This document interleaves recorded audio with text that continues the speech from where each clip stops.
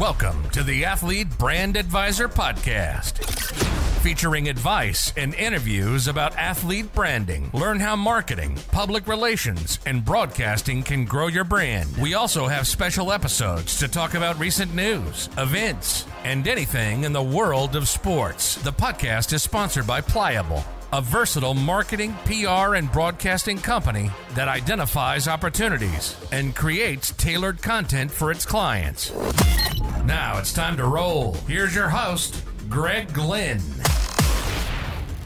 Thanks, and welcome to the Athlete Brand Advisor Podcast. In this episode, we're talking about women's sports. Today's guest is Jenna Berens. She will share insight into her high school basketball journey, her college career at Bates, and how all that led to her becoming a professional football player with the Maine Mayhem. It's going to be a great episode, so we're excited to dive right in with Jenna. Jenna, welcome to the Athlete Brand Advisor Podcast. Thank you for having me. Absolutely. As I actually met Jenna when we were at a festival of trees in downtown Augusta, Maine, and I saw her size, and I said to myself, she has got to be some kind of athlete.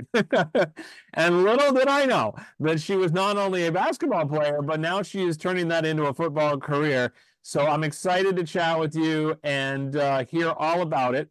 So I understand that you've been playing, obviously, basketball since you were 10 years old. You played travel basketball, school basketball, the usual, the AAU stuff, which I, of course, very familiar with. You went to Hamden Hall Country Day School in Hamden, Connecticut. And the funny story is, it's a small world. I literally went to Quinnipiac, which was not even 2 miles from there. Close. Yeah, that's so close. Wow. Yeah. So I thought that was interesting when I saw your story here. And then obviously you were doing the usual, right? Getting recruited in high school. Talk to me first about that process. You're kind of part of this new generation that's, heavily getting recruited. There's so much time and effort going in. Talk to me about that process. It was definitely, I see how it definitely could have been overwhelming for someone in high school age going through that. But that's where I just have so much gratitude for my father. He definitely was really good at articulating to me like the next step in whatever the process was, and not to overload me with too much all at the same time. And because both my younger sister and I, we both played college basketball. So with me, because I'm the oldest, he was kind of going through it with me as far as like on the parent side, like what AAU team do I join? What are the showcase tournaments that I have to make sure I'm signed up for? Like stuff like that. So this was stuff that information that he was getting by talking to other parents, other coaches, attending seminars, all of that kind of stuff. So this way I wasn't, a 15, 16-year-old girl just feeling stranded on an island. So, I'm very grateful for him taking the first step in that for me.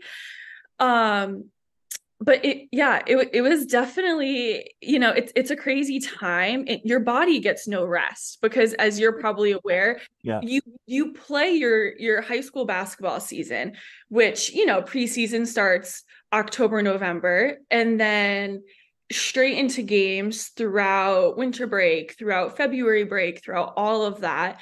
And, if you're lucky enough to make it into the postseason, that's most of March. And then AAU starts in April, and then that goes until July, August. And then you have the month of September and like half of October to recover. And then boom, right back into it again. So it's a grind, and I could see how it could definitely be overwhelming, but I'm really grateful that there was a lot of things, like logistical things, that was taken off of my plate, because my dad was very much like, I want you to focus on improving your skills, just getting better at playing the sport that you love, and really focus on your goal. And my goal was to play college basketball. And he took care of all the back end stuff. And I'm just really grateful for that. Yeah, no, that makes sense. And I know, obviously, like you said, being the oldest, you were the first one to go through it. So that was really nice that he was able to do that for you. And, I talk with parents all the time that are the first time, right? It's first timers, it's Yeah. very stressful, I'm sure. And for him to take that on, what advice would you have for, an athlete that's going through this process right now in high school? I would say talk to as many people as you can, and don't be shy to talk to people. Don't be shy to put yourself out there, because the more people you talk to, the more information you're going to learn, and you'll be able to find out things. Like, for instance, I was asking around some of my high school teammates, and that were, older than me. I would be like freshman, sophomore, and some of the seniors, they were like, starting to commit to these schools to play basketball. And so I was just trying to pick their brains as much as I could to see what that process looked like to them, maybe places that they've attended that should be on my radar of where I should go to, and all that kind of stuff. And I think that's a great resource, is using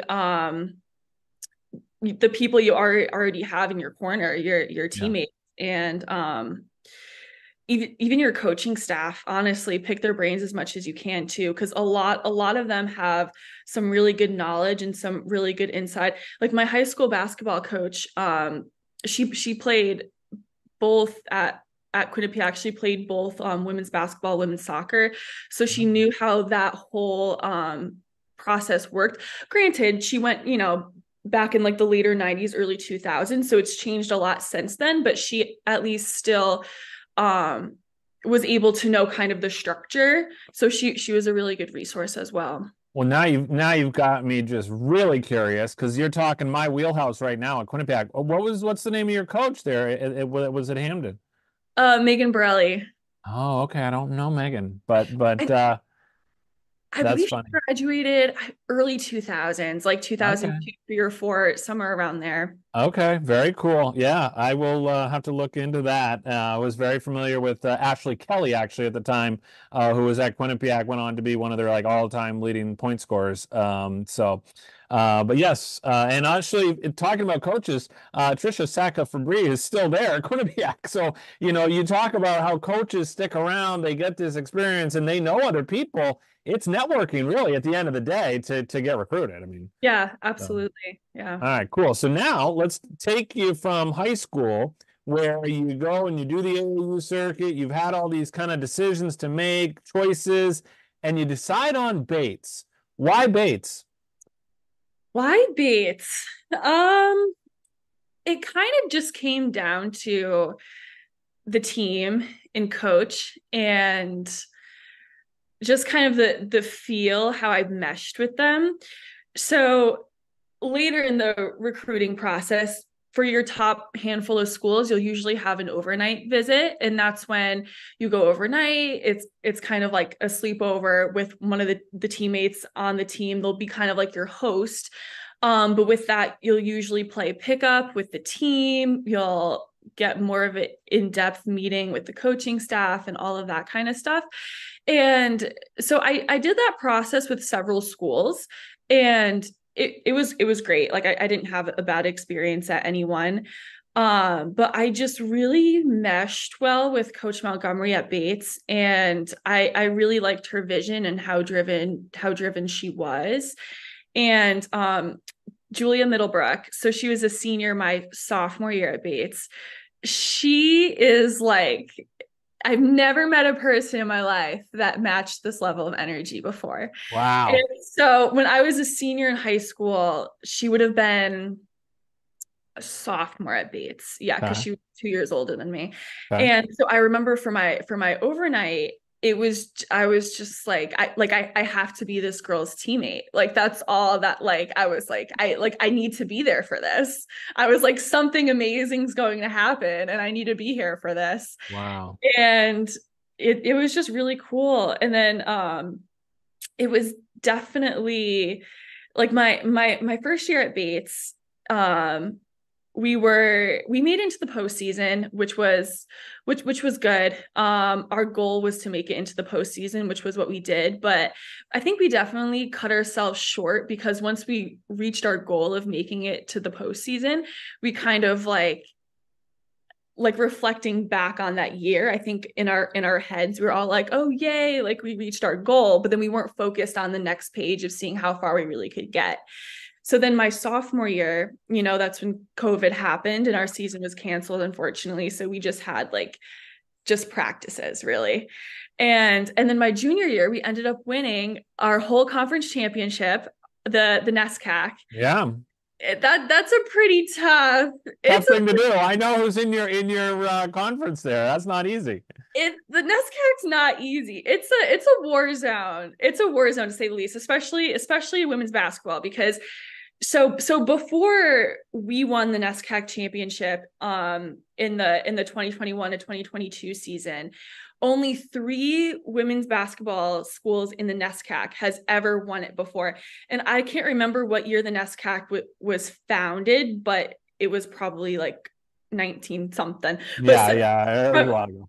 Yeah, but from that point until now, in women's basketball, the only schools to win an NESCAC championship was either Amherst, Bowdoin, or Tufts. And so we were kind of like, you know, turning the page a little bit, which was really exciting. And then as a result of winning our conference championship, we were automatically in the NCAA tournament, and which was really cool. Won the first round game, a wild buzzer beater. Like it was like insane. Like I'm sure there's a clip of like the final 30 seconds of that game out there somewhere. Wow. It like the wildest thing you would see. And then we made it to the second round, and it was such a cool year. And so after back to the NESCAC championship, after winning that, we were down at Trinity College in Connecticut. We drove, it was like 4-ish hours back up to Lewiston, Maine. And like the whole school, like they made posters, banners. Like it was so cool because we were just like driving the bus back on campus and everyone was just so happy for us. It was so cool. That's a neat moment. I like hearing that story. I can imagine that's a memory you will take with you for a long, long time. Then you go then I want to talk about this kind of transition where you have the typical experience where you get done with your sports career. You did go on, by the way, let's not forget to mention this, to throw at Bates for the track and field team. But then really what happened, I guess, after your senior year, you didn't really know much about what you were going to do and kind of how you were going to use your athlete, you know, brand, if you will, as I like to say, and what you were going to do next in your career. But you did have this CrossFit thing to lean back on. So let's talk about that. Yeah. So how this kind of started was during that COVID year, my sophomore year, the fitness centers at Bates were not always closed, but a lot of times, a lot of times they would be closed, and you know there was heavy restrictions on that. And I was like, I don't want to get out of shape. Especially because in the winter, like it's so cold, it's hard to work outside. Yeah. And so I was kind of looking at gyms around the area, but then at that time, also what was coming up on like my social media feed, like when I was looking at, you know, different stuff to do in the gym and like all that kind of stuff, was like all these CrossFit athletes and just how their bodies are just so strong and they're able to do such a wide variety of things. Like they're able to lift really heavy. They're able to run like a super far distance, like the whole stretch. So it wasn't like specifically focused on just one area. And so I was like, this would be really cool to try. So kind of like as my 20th birthday present to myself, I went to CrossFit 196, which was only like 7-ish minutes from Bates, you know, to try it out. Fell in love with it. It's like, it was the most like butt kicking workout like that I've ever had at this point. And I was like, and you've been a high school, you know, basketball player, you've been a college basketball player, and you're getting your butt kicked. Oh, definitely getting my butt kicked. And I was like, I need more of this. Like I want to, yeah, exactly. I need more. Like I want to stay in shape, especially in preparation. Right. You don't know what's going to happen next. Yeah. Yeah, exactly. So I always wanted to be prepared. And so ever since then, I've been attending there. And then when I kind of had some downtime over the summer, like in between, I guess, like my summer jobs. And I was like, I'm so into this, I might as well get my L1 certificate, which is like the first kind of coaching certificate in CrossFit. Like there's different levels of coaching certificates, but that's like the most basic one. And that's what allows you to start coaching classes. And so I got that the summer, I think it was August of 22. So not this past August, but the one before. And the owner of the box was, I believe she was around 6 months pregnant at the time that I got my level 1. And I was a regular member of the 6 a.m. classes. And so she was like, would you want to coach the 6 a.m. classes? Like when I'm on maternity leave. Right. Yeah. Yeah. And I was like, sure. He's kind of like just throwing me in the fire. But that's great. Sometimes that's the best way to do it. That's right. That's right. Yeah. Just to hop right in. So I was coaching the 6 a.m. classes. And then I was also doing, the way my first semester senior year class schedule was like, my first class didn't start until 10:30. Perfect. So I was able to coach the 8:30 classes as well, which we call them our simplified classes. So I did I coached the 6 a.m. CrossFit class, and then I would usually do like homework in between. And then at 8:30 is when I did the simplified one, which is for a lot of our beginners, a lot of our more older gym population. But it was great, and it was a lot of really good experience. That's a really cool story. I like that, because you kind of, like I like to say, you turn a negative into a positive. You were like, okay, I'm going to do this, and then I'm also just going to teach, and now I'm just going to do this, and I'm going to go to school, and I'm going to do it all. So it was really cool to see that. So then let's talk about this. Now, as you look back at that CrossFit situation, I'm thinking about this progression to what was going to be professional, potentially, women's basketball under this LA Maples team, which was semi-pro. And then you go on to get this invite from the Maine Mayhem. Talk about mayhem. What happened in those, like, since May 2023? It seems like a craziness for you. Yeah. So I feel like craziness just follows me. Like my mother likes to say, she's like, Jenna, like, I've seen you a couple weeks ago, and now it's just like everything's just changed. Like what happened? And so I guess to start, so one of my teammates from Bates, Kayla, on the basketball team. Yeah, on the Bates basketball team. Sorry. She did her summer internship going into her senior year with the LA Maples, kind of being like their media person. Okay. And so she was like, hey, they're looking for, like college players in the summer that still want to be in shape for their college seasons, but to practice against them for bodies. And so last summer I was like, sure. Cause I was going into my senior year of college, and I was like, the more reps I get, the better. Yeah.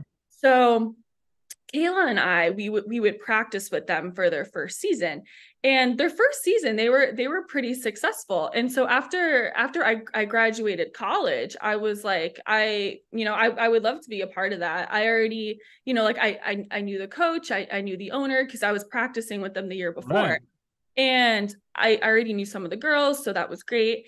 And so I joined that, but then quickly it was very much just like the structure of the team was unfortunately kind of falling under and crumbling. A lot of our games were canceled, which was unfortunate.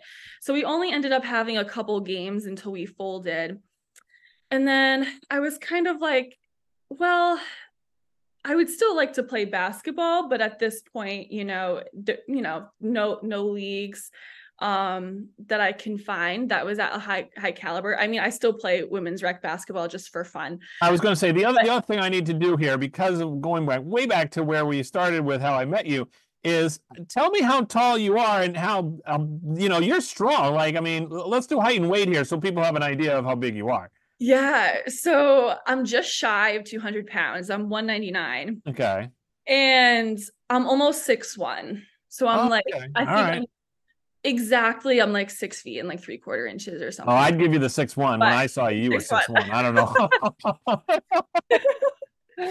So yeah, so you've got the size. It's not like you're, a token, point guard. I mean, you've got the size, and that's what I think allows you this opportunity is number one, you got the CrossFit thing. So you are an athlete, you've still maintained your athleticism. You've got the drive, you want to compete, you want to play. This sport of basketball kind of gets slowly taken away from you. You're realizing your career is kind of like starting to go into rec league. And then you get this opportunity with the Mayhem.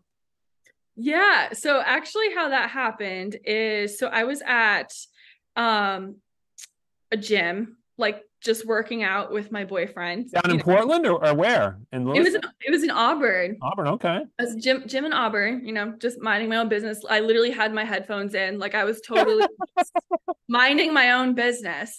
And this girl comes up to me and like taps on her headphones, so she wants to talk to me. Okay, so yeah. I take off my headphones. She's like, "Hey, like you look really strong," and I'm like, "Thank you."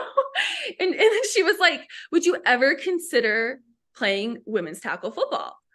And I was kind of like, I'm going to be completely honest. I'm like, I've never played football before in my entire life. Right, yeah. So I was very blunt with her. I was like, my knowledge of football is very limited. I'm like, I've really only you didn't say no. You didn't like say. Oh, I didn't say no at all. I was kind of like, yeah. I was like, why not? I was like, of course. You were prefacing it with like, I'm not sure that this is a great idea, but I'm willing to give it a try. Yeah. And I was completely open to it. I was like, of course, like I would probably love it. I'm like, I might not know all of the logistics with football because I, never played it before, but Right. I'm always down to tackle someone. I'm always down to run. Get physical, right? Get physical. Yeah, that's what you do. Exactly. So I'm like, hey, if you need someone to tackle, if you need someone to, or if you need someone to get tackled, if you need someone to run, I'm like, I'm your girl. Like, I'm your girl. Yeah. I'll do it. I'll do it. I'm like, fun. So she's like, great. Like, this is our next open tryout, and I'd love to see you there. So she sent me like all the info, all that good stuff. And so I went to the first one, and it was just so cool. It was all of these just really strong women, just like all in one room together. Wow, that's empowering. Yeah. And I was just like, this is just so cool.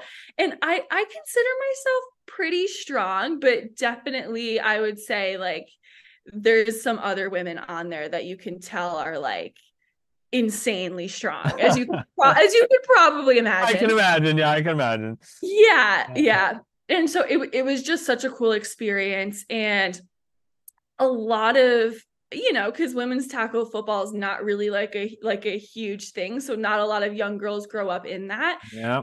So the coaching staff is very patient because a lot of women on that team were recruited for various reasons. Either, they're just really strong, or they're really fast, or something like that. And then they actually learn football as they go, kind of thing. They turn them into football players. They don't come in as football players. So they take people's natural assets, and then they turn that into a team. And so I'm really excited. So we've had a couple open practices since then. Our practices officially start in January. Okay. And where do you guys play your home games? Is it at the we play them down in Portland. They're going to be outside, but we're going to be practicing indoors until April, just because of the snow. And where do you practice indoors? We practice next to the Fitness Factory. So there's like the Fitness Factory, which is a gym in the Westbrook, Portland area. I believe it's in Portland. And then right next to the Fitness Factory is this huge dome turf area. So it's right in there down in Portland. Well, and that's one of the challenges, right? Of like, and you know this from, being in Maine, is that, you've got to find time and place to be able to practice and not be out in the elements if you can, to try and get your reps in and everything else. So that makes complete sense. So when do the games start? Let's get on the game schedule. Yeah, so our games start in April. April, okay. And so we're the only women's tackle football team in Maine. So only our home games will be in Maine. We don't have any away games in Maine. Okay. What other teams are in the league? Around what is it, New England, or how around far? New England? Yep. So we play a handful of games: Connecticut, Mass, New York, kind of that area. Okay. Last year they flew down to Florida for the playoffs. Cool. Yeah.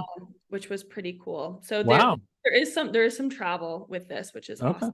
That's cool. So yeah, it's really cool. But it's and you're a tight end. You're a tight end. I am. So I'm still learning more of my position, but yeah, so I'm a tight end, which I guess makes sense because I'm taller. Yeah.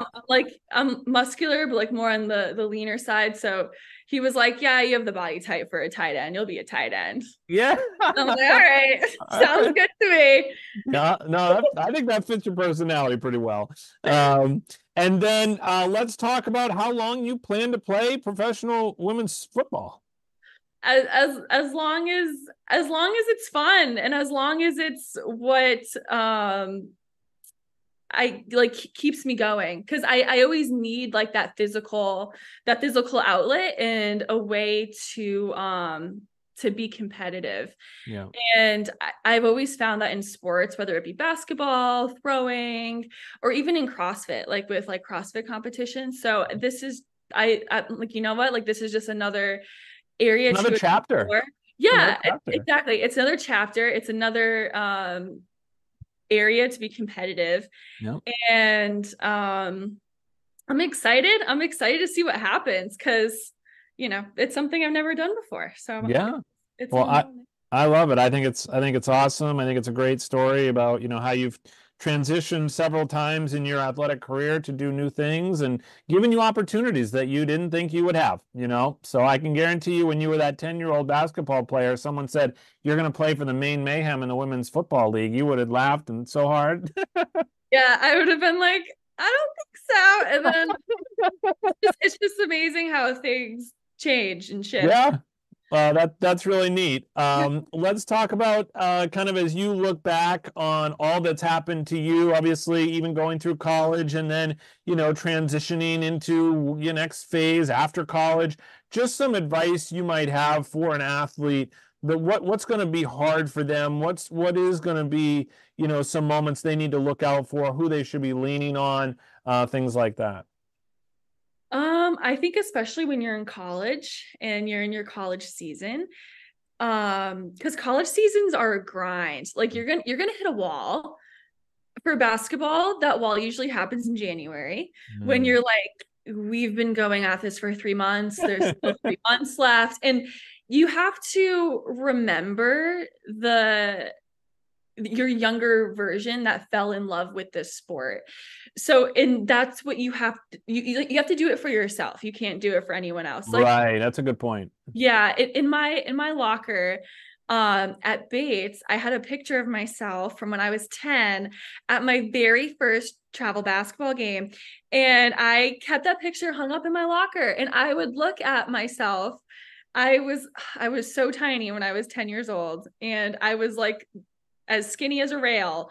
And I was like, this little girl had the biggest heart for this game. And I was like, do I want to have a 2.5-hour practice now with like a lot of whistles and a lot of sprints and a lot of yelling and a lot of running? No, but this little girl, her goal was to make it here, and you're here now. And so, we're going to do this for her. And that's, you really have to dig deep when you hit those walls, like mid-season mark, where you're just like, the physical grind of it just keeps going, but you have to remember the why behind it. Remember the why. I like that. That's a good way to put it. Now I'm curious because Pliable obviously is very passionate about women in sports. I work with a lot of different female athletes, and one of the things they tell me is that, oh, I'd love to play pro in whatever sport it may be. And then they'll say, but financially, I don't think it's probably going to be feasible. Give me and you don't have to get into exact numbers, but I mean, what does a typical women's professional football player make? A range? A range, it depends. At least for my team, I don't know necessarily. Right, yeah. Like other leagues, other teams might have a different structure. But for our team, it depends on the sponsors of the individual. So we have so each player has to pay for like their own equipment, like helmet, pads, whatever, uniform, gym time.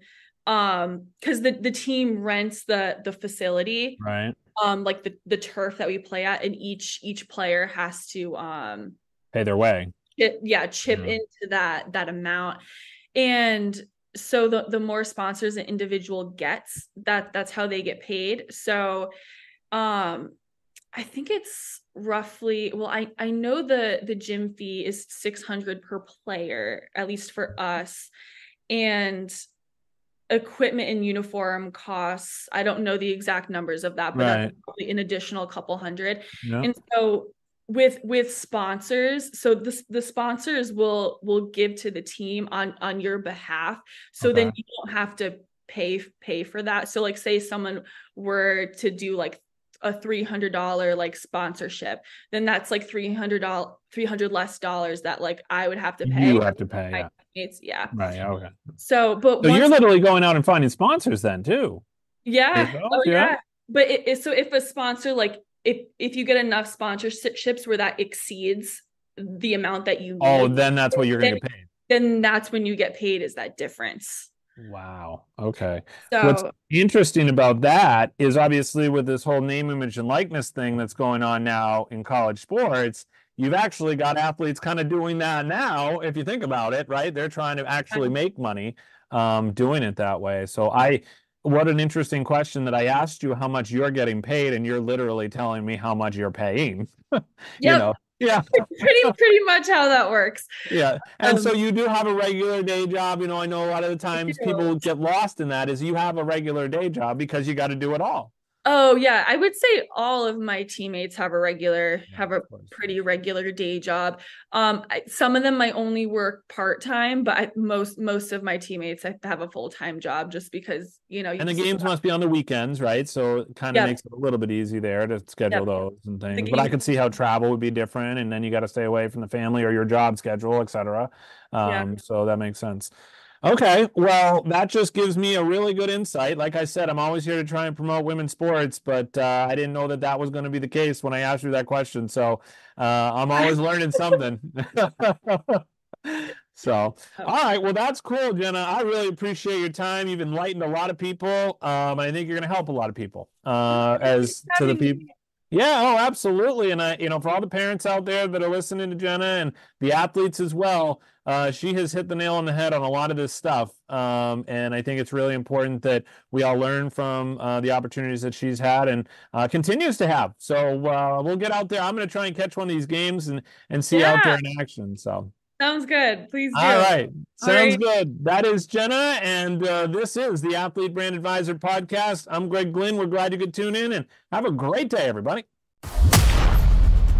Thanks for listening to the Athlete Brand Advisor Podcast.